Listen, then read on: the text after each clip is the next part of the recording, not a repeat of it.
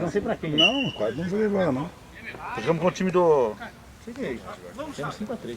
Quase teve jogo do Corinthians. Não, mas nós jogamos com 7,5. Não, tô falando isso, tô dizendo, eu não joguei porque eu não sabia.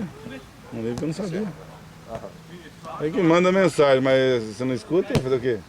A mensagem foi registrada, não tinha escutar. Ah, vou ficar olhando mensagem no celular. Ô, Sono, você é diferente, você deve ser de outro planeta, né, cara? Quem? Você. Se eu escutar a Você mensagem não na tem... hora, eu vejo.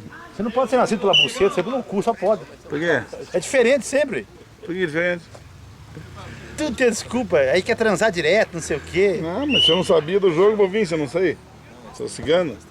O prato sabia, deu todo mundo. Gente, eu sou o único treinador, quando morreu, eu vou direto pro céu. Eu dou chance pro Gilmardinho jogar. O Gilmarzinho tá voltando.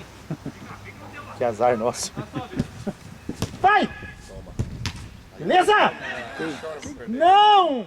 Ó, olha só. Mas que diabo de bola esquisita é essa? Ó, Nossa, que sufoco, Gilmar!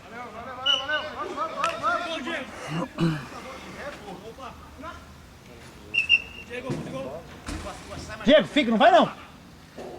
Vai, vai! Sagui, deixa lá!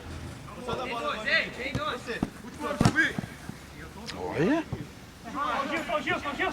É profissional, hein? Voltando o geladeiro na janela. Brinco. Vou lá preparar, eu vou lá preparar a carne. Quando vocês for comprar as outras meias, daí vai juntos comigo. Por quê? Ô, você viu que compraram a nova ali? Compraram aqui no coisa, pagaram 200 pau de meia. Aqui, ó. Vai ver a nova ali, ó. Aqui. Comprei esse aqui porque isso aí não tem Não, jeito. esse aqui não dá. O pé fica dançando. Aí, ó.